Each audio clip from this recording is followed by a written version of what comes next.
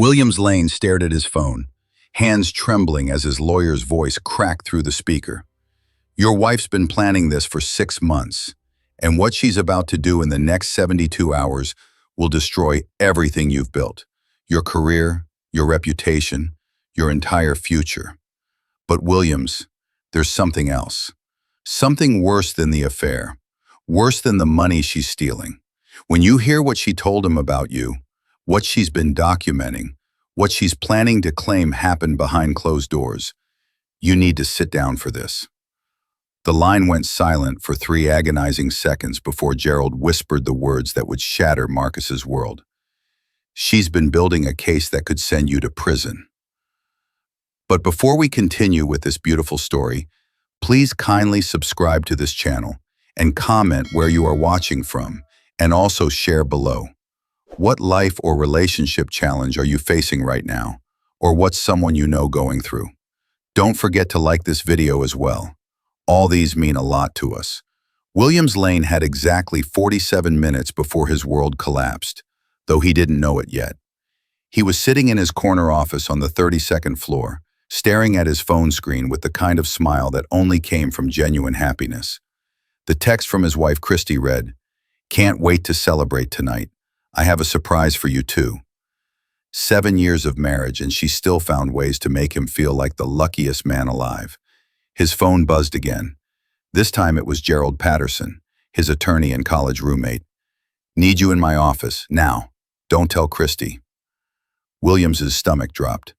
Gerald never texted like that. Never. In 20 years of friendship, Gerald had always been the calm one, the rational voice. This felt wrong. The drive to Gerald's office took 12 minutes, but it felt like hours. Williams kept replaying Christy's text in his mind. The surprise. Her excitement about his promotion to VP of Operations. The way she'd kissed him that morning, lingering just a moment longer than usual. Everything seemed perfect. Too perfect. Gerald's receptionist waved him through immediately, her face carefully neutral in a way that screamed something was very wrong. Gerald stood as Williams entered, and for the first time since law school, Williams saw fear in his friend's eyes. "Sit down," Gerald said. "Just tell me."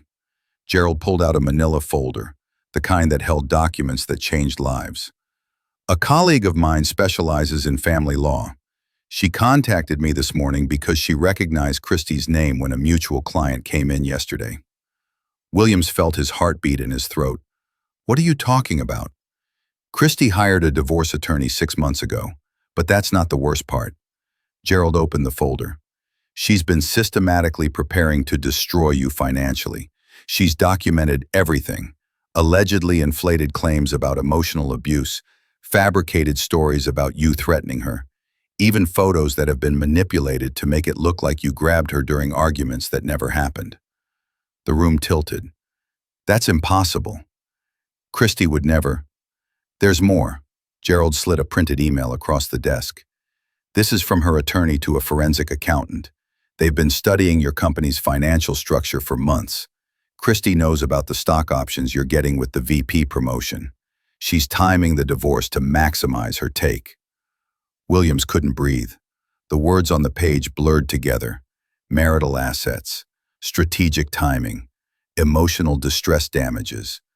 This wasn't his Christy. This couldn't be his Christy. "How did you get these?" Williams whispered. "My colleague is sick over this. She didn't know Christy was my best friend's wife until yesterday. Client confidentiality only goes so far when there's evidence of potential fraud and perjury. She's risking her career telling me this, Williams. That's how serious this is." Williams's hands were shaking. "Why would Christy do this? We're happy. Read page 7. Williams flipped through the documents until he found it. An email exchange between Christy and someone named Derek. The subject line read, "Timeline for M." "M is you," Gerald said quietly. "Williams." The emails were clinical, strategic. Christy and this Derek person discussing the best time to file, how to maximize the settlement, which behaviors to document. And then Williams saw it, a line that made his blood run cold. "Once we're done with M and get the money, we can finally start our real life together. Just a few more months of playing the devoted wife." Who's Derek? Williams's voice sounded distant, like it belonged to someone else. Derek Morrison. He works in your company's acquisitions department. They've been seeing each other for 8 months. 8 months. Williams thought back. 8 months ago was when Christy started going to yoga class 3 times a week, when she started getting her hair done more often, when she bought new lingerie that she wore for him, smiling like she had a secret. She did have a secret, just not the kind he'd imagined. There's something else, Gerald said, and Williams almost laughed because what else could there possibly be? The documents show she's been working with Derek to gather confidential information about your company's upcoming merger. Information that could tank the deal or make certain people very rich if they know how to play it. That's corporate espionage. Yes. Williams stood up, paced to the window, pressed his forehead against the cold glass. Below, people walked through their normal lives, unaware that 32 floors above them, someone's entire existence was disintegrating. If you're enjoying this story so far, pause and comment, "I am enjoying this story," below. "What do I do?" Williams asked. Gerald's expression hardened into something Williams had only seen in courtrooms. You do exactly what she's been doing. You prepare, you document, and you protect yourself before she destroys you. I can't believe this is happening. Believe it. And Williams, you have less time than you think.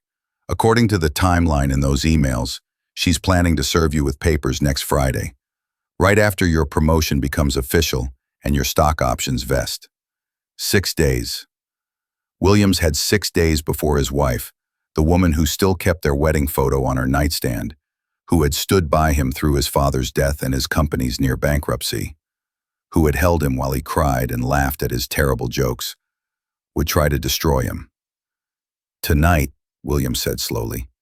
She said she has a surprise for me tonight. Gerald's jaw tightened. Yeah, I'd be very careful about that surprise. Williams drove home in a fog. Every memory felt contaminated now. Had she ever loved him? Were all those moments, the late-night conversations, the lazy Sunday mornings, the way she'd nursed him through pneumonia last winter, were they all performances? He pulled into their driveway at 6:30. Christy's car was already there. Through the kitchen window, he could see her moving around, preparing dinner.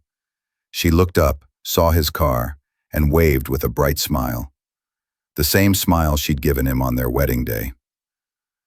William sat in his car for a long moment, watching his wife through the window. This woman who was planning to destroy him, this stranger he'd shared a bed with for 7 years. His phone buzzed, a text from Gerald. I'm getting a private investigator on this tonight. Don't confront her until we have everything documented. Act normal. Act normal. How was he supposed to act normal when his entire life was a lie? Williams took a deep breath and got out of the car. Christy met him at the door, still wearing that smile, and kissed him like she always did. Like she loved him, like she wasn't counting down the days until she could betray him. You're home late, she said. Everything okay? Traffic was terrible. Something smells amazing. Your favorite. Beef Wellington. I wanted tonight to be special. She took his hand, led him to the kitchen. I have something important to tell you. Williams felt ice in his veins. Was she moving up her timeline? Was tonight the night? But first, Christy said, turning to face him with that bright, lying smile. Tell me about your day. How was work? Williams looked into his wife's eyes and saw a stranger looking back. And in that moment, he realized that if she could play this game, so could he. Work was great, he lied, matching her smile with one of his own. Actually, it was perfect. Christy's smile widened. She had no idea that her perfect plan was about to become his weapon. She had no idea that the man standing in front of her wasn't the trusting husband she'd been manipulating for months, and she definitely had no idea what was coming next.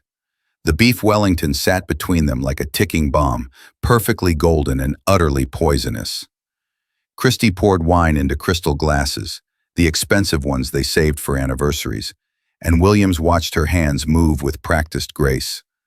Those same hands had typed emails plotting his destruction. So, Christy said, settling into her chair with that radiant smile. My surprise. Williams's grip tightened on his fork. 6 days. He had 6 days to prepare before she served him papers. But looking at her now, at the carefully rehearsed excitement in her eyes, he wondered if tonight was going to change that timeline. I'm pregnant. The words hung in the air like smoke. Williams felt the room tilt again, worse than it had in Gerald's office. Pregnant.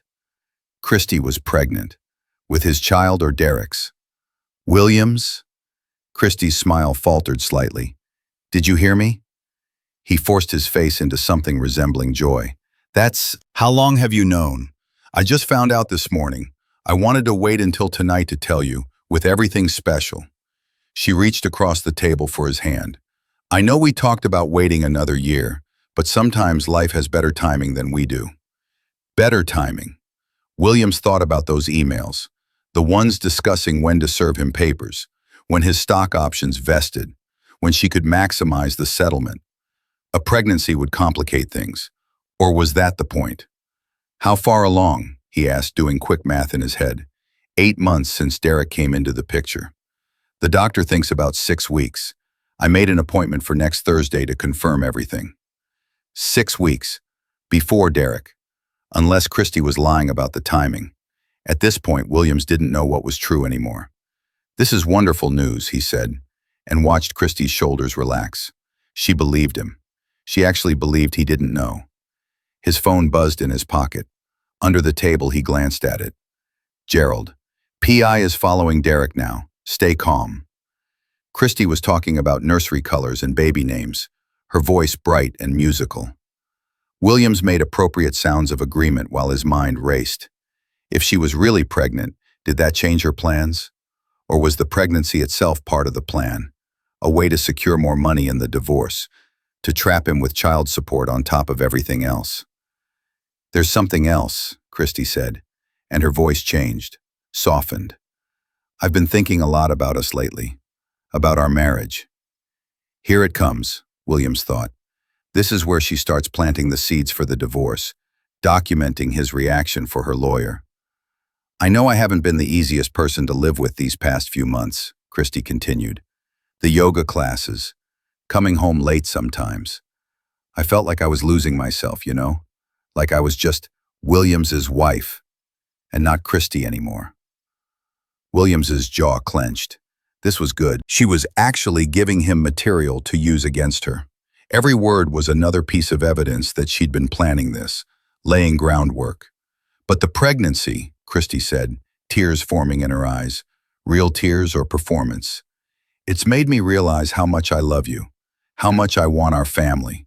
I want to recommit to us, Williams, to being better, to being present. If you're enjoying this story so far, pause and comment. I am enjoying this story below. She was good. Williams had to give her that. If he hadn't seen those documents, hadn't read those emails, he would have fallen for this completely. He would have held her, told her he loved her too, promised to build their future together. Instead, he smiled and said, I want that too. His phone buzzed again. This time he excused himself to the bathroom, where Gerald's text made his blood run cold. PI followed Derek to a jewelry store. He bought an engagement ring. Christy's playing you both.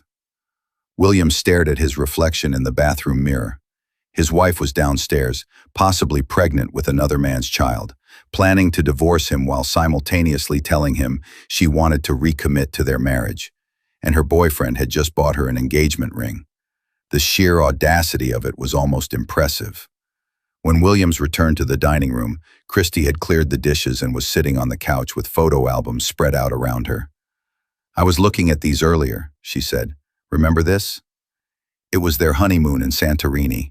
Christy in a white sundress, Williams with his arm around her, both of them laughing at something he couldn't remember now. They looked happy. They looked in love. Had it ever been real? We were so young, Christy said softly. We were happy, Williams corrected, and watched something flicker across her face. Guilt? Regret? Or was she just that good at pretending? His phone rang. Gerald. I need to take this, Williams said. Work thing. He stepped into his home office, closed the door. What? The PI got photos of Derek and Christy together from 2 weeks ago. They're pretty damning, Williams. But here's the thing. We pulled Derek's financial records. He's broke, completely leveraged. That ring he bought, he paid for it with a credit card that's already maxed out. So Christy doesn't know. She thinks she's trading you for a wealthier man. But Derek's been embezzling from your company to maintain his lifestyle. He's under investigation, but it hasn't gone public yet. When it does, he's going to prison. Williams leaned against his desk, processing. Christy was planning to leave him for a criminal who was about to lose everything. The irony would have been funny if it wasn't his life. There's more, Gerald said. The pregnancy. I had a buddy at the hospital check the records. Don't ask me how. Christy's appointment isn't next Thursday. It's tomorrow. And it's not with an OB. It's with a fertility specialist. What does that mean? It means either she's been having trouble getting pregnant and hasn't told you, or she's not pregnant at all. The test she showed you could have been anyone's, or faked. We need to know if there's really a baby, Williams, because if there is, you need a paternity test yesterday. After hanging up, Williams sat in his office for a long moment. Through the door, he could hear Christy humming while she cleaned up. The same song she always hummed. The same routine they'd had for years. How much of it had been real? He opened his laptop and started doing what Christy had been doing for 6 months, documenting everything. He forwarded Gerald's text to a secure email. He backed up all their financial records to a cloud account Christy didn't know about. He prepared for war.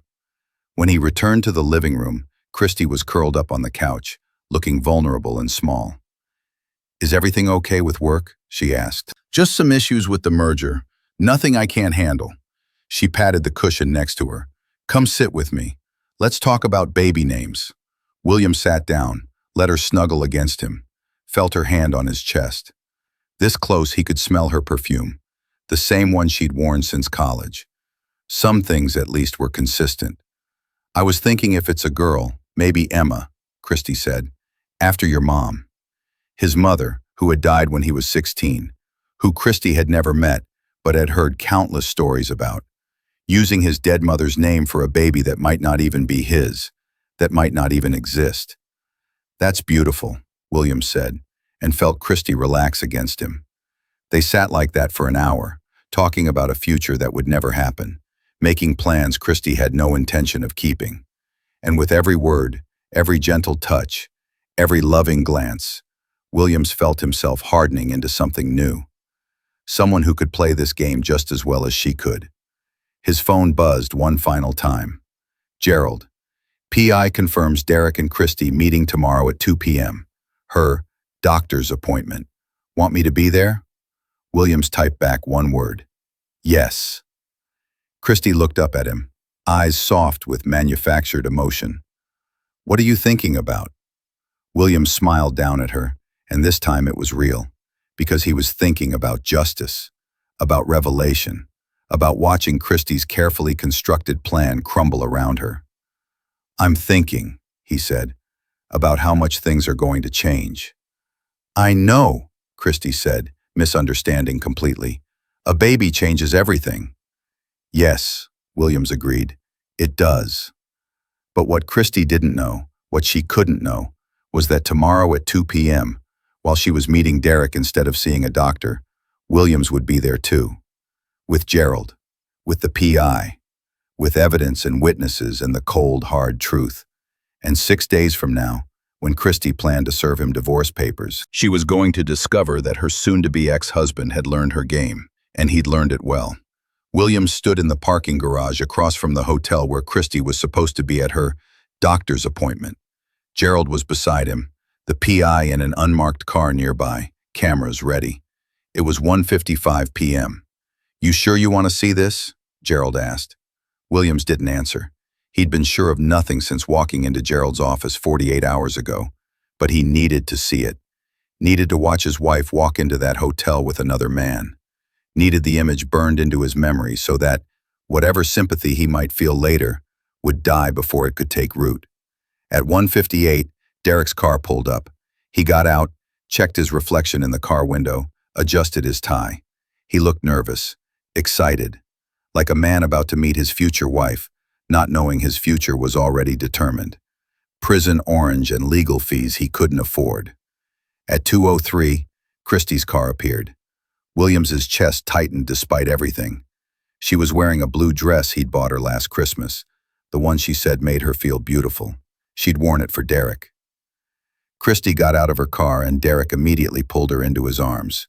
They kissed, not a friendly kiss, not an affair kiss, but the kind of kiss that spoke of intimacy and future and promises. The kind of kiss she used to give Williams. "Got it," the PI said through his earpiece. "Multiple angles, time-stamped. This is solid evidence." Christie and Derek walked into the hotel hand in hand, and Williams realized he was crying. Not for the woman he'd lost. That woman had never existed. But for the 7 years he'd wasted on a fiction. She just checked in under a fake name, the PI reported. "Room 847. They're going up." "Now what?" Williams asked Gerald. "Now we wait. We document how long they're there. Then we go back to my office and file first." "File first? You're serving her divorce papers tomorrow, Williams. Not next Friday. You're taking control of this narrative before she can." Williams nodded slowly. Then something occurred to him. The pregnancy test. "Can we find out if it was real?" Gerald made a call. 10 minutes later, he had an answer. She bought 3 pregnancy tests at 3 different pharmacies yesterday morning. All cash. No prescription, no doctor's records before or after. The test she showed you was theater. "So there's no baby." "There's no baby." Williams felt something break inside him. Not his heart, that had already shattered. Something deeper. The last shred of hope that maybe, somehow, there was a reason for all of this. An explanation that would make it make sense. But there wasn't. Christie had just been cruel. 6 hours later, William sat in his home office while Christie made dinner downstairs. She'd texted him at 4. "Doctor's appointment went great. Baby is healthy. Can't wait to tell you everything tonight." She'd even sent him a fake ultrasound photo she'd grabbed from the internet. The PI had traced it to a stock photo website. The audacity was breathtaking. When Christie called him down for dinner, Williams had to remind himself to breathe normally, to smile, to act like he didn't know she'd spent the afternoon in a hotel room with Derek while pretending to be at a medical appointment. "The doctor said everything looks perfect," Christie gushed, showing him the fake ultrasound on her phone. "That's our baby, Williams. Can you believe it?" "It's amazing," Williams said, studying the image. "Can you send that to me? I want to set it as my phone background." Christie hesitated for just a fraction of a second. "Of course. Let me do it right now." She sent it, and Williams knew his lawyers would trace it back to its source within the hour. Every lie she told gave him more ammunition. "I've been thinking," Christie said carefully, "about the money from your promotion. I think we should put it in a joint account for the baby's future." There it was. She couldn't help herself. Even while playing the devoted wife, she was still maneuvering for financial control. "That's a great idea," Williams said. "Actually, I've been thinking we should meet with a financial advisor. Get everything organized before the baby comes." "That's not necessary. I insist. I want to make sure you and the baby are protected, no matter what happens." Christie's eyes narrowed slightly. "What do you mean, no matter what happens?" "Life is unpredictable," Williams said with a shrug. "I want to make sure you're taken care of." She relaxed. She thought he was talking about death or disability, not divorce. She thought she was still in control. If you're enjoying this story so far, pause and comment. "I am enjoying this story," below. That night, as they lay in bed, Christie curled against Williams like she always did. "I love you," she whispered. "I love you too," Williams replied, and for the first time, the lie felt heavier on his tongue than the truth. The next morning, Williams woke early. Christie was still sleeping, her face peaceful and innocent. He took a moment to memorize it. This last morning of their marriage, this final moment before everything changed. At exactly 9 a.m., while Christie was at yoga class, real or fake, Williams no longer knew, the process server arrived at Derek's office. By 9:15, Derek Morrison was being served with legal documents detailing corporate espionage charges and a restraining order keeping him away from Christie. At 9:30, Christie's lawyer, the one who'd been helping her plan Williams's destruction, received notice that she was being reported to the state bar for ethics violations. At 10 a.m., Christie returned home to find Williams sitting at the kitchen table with Gerald and another lawyer she didn't recognize. "What's going on?" Christie asked, her voice uncertain. Williams slid a manila folder across the table. "Have a seat." "Williams, you're scaring me." "Sit down." Something in his voice made her obey. She opened the folder, and Williams watched the color drain from her face as she recognized the emails, the photos, the fake ultrasound traced back to its source. "This isn't," she started. "Don't," Williams cut her off. "Don't lie anymore. I know everything, Christie. The affair with Derek, the 6 months of planning, the fake pregnancy, the corporate espionage, all of it." Christie's hands shook as she flipped through the documents. "Who told you? How did you?" "Your lawyer's colleague had a conscience. Turns out not everyone is comfortable with fraud." "It's not fraud. I was going to..." "You were going to what? Divorce me and take everything while pretending to be pregnant with my child? That's literally fraud, Christie. Multiple kinds of fraud." Tears started streaming down Christie's face, but Williams felt nothing. "I can explain. Derek's been arrested," Williams continued. "Corporate espionage, embezzlement. He's looking at 5 to 10 years. That engagement ring he bought you? Bought with stolen money. Every gift, every dinner, every hotel room, all purchased with funds he embezzled from my company." Christie's face went white. "He's arrested?" "This morning. He's already agreed to testify against you in exchange for a reduced sentence." "Testify against me? I didn't know about the embezzlement." "But you did know about the insider trading. You helped him. Those confidential documents about the merger that went missing from my home office, we tracked them to Derek's computer, with your fingerprints all over them." Christie stood up, knocking her chair over. "This is insane. You're making this up." Gerald pulled out another folder. "These are the divorce papers you were planning to serve Williams with next Friday. We acquired them legally through discovery. This is your signature on the filing documents, dated 3 weeks ago. You've been planning this for half a year." "I want a lawyer," Christie said. "You have one." "Or you did. She's currently being investigated for ethics violations. But you're welcome to find another one." Williams stood up. "In the meantime, you need to leave. This house is in my name. You have 1 hour to pack a bag. Anything else you need, your new lawyer can request through the court." "You can't kick me out. This is my home." "Read page 12, Gerald said calmly. "The prenup you signed. Infidelity clause. You get nothing if you cheat. And we have documented proof of an 8-month affair." Christie's legs seemed to give out. She sat back down, her face in her hands. "Please, Williams, please. I made a mistake. I was confused. I do love you." "No," Williams said quietly. "You loved what I could give you. There's a difference." "The baby." "There is no baby. There never was. We both know that." Christie looked up at him, mascara running down her face, and for just a moment, Williams saw something real in her eyes. Fear. Not of him, but of consequences, of the life she'd just lost. "I'm sorry," she whispered. "So am I," Williams said. "I'm sorry I wasted 7 years on someone who never existed." After Christie left, escorted out by the process server with one suitcase and her purse, Williams stood in the empty house. Gerald had stayed behind, making sure all the legal documents were in order. "How do you feel?" Gerald asked. "Empty," Williams admitted, "but also free." His phone buzzed. A text from an unknown number. "Mr. Lane, this is Detective Rodriguez. We need your testimony about the corporate espionage case. Can you come to the station tomorrow?" "Tomorrow," Williams said to Gerald. "It starts again tomorrow." "The investigation?" "The rest of my life." 3 months later, Williams stood in his newly remodeled home office. The divorce was finalized. Christie had gotten nothing, not because Williams was cruel, but because the prenup and her own illegal actions had left her with no legal standing. She'd tried to fight it, but every lawyer she consulted told her the same thing. She had no case. Derek got 6 years. Christie got community service and probation for her role in the corporate espionage. A plea deal in exchange for her testimony against Derek's larger scheme. Her lawyer had been disbarred. Williams's promotion had gone through. The stock options had vested. The merger had closed successfully.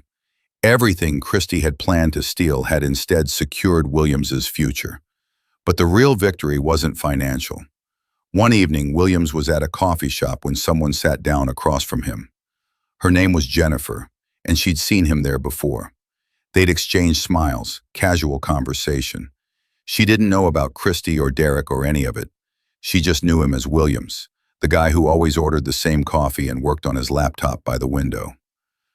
"I hope this isn't too forward," Jennifer said, "but I've been wanting to ask if you'd like to have dinner sometime." Williams looked at her, really looked at her. She had kind eyes, nervous hands, a genuine smile. She was real, in a way Christie never had been. "I'd like that," Williams said, "but I should tell you I'm recently divorced." "I figured. You had the look." "What look?" "Someone who's been hurt but is trying to figure out how to trust again." Williams smiled, surprised by her honesty. "Is it that obvious?" "Only to someone who's been there too." They talked for 2 hours that night, then 2 more the next week, and slowly, carefully, Williams began to believe that maybe his marriage to Christie, as devastating as it had been necessary, not because he deserved the pain, but because he needed to learn the difference between performance and authenticity. 6 months after that coffee shop conversation, Williams and Jennifer were planning a trip to Santorini, not to recreate anything from his past, but to create something new, something real. "You know what's funny?" Jennifer said one night as they looked at travel photos. "What? If Christie hadn't done what she did, we never would have met. You'd still be in that marriage, miserable without knowing it." "That's a generous way to look at it." "I'm serious. Sometimes the worst thing that happens to us is actually the best thing. It just takes time to see it." Williams pulled her close, grateful for her wisdom, for her patience, for the way she'd helped him learn to trust again without even trying. His phone buzzed. A text from Gerald. "Christie's boyfriend just got out of prison early for good behavior. Thought you should know." Williams deleted the message. That was the past. This, Jennifer, their future trip, the life he was building. This was the present. And for the first time in 7 years, Williams's present was real.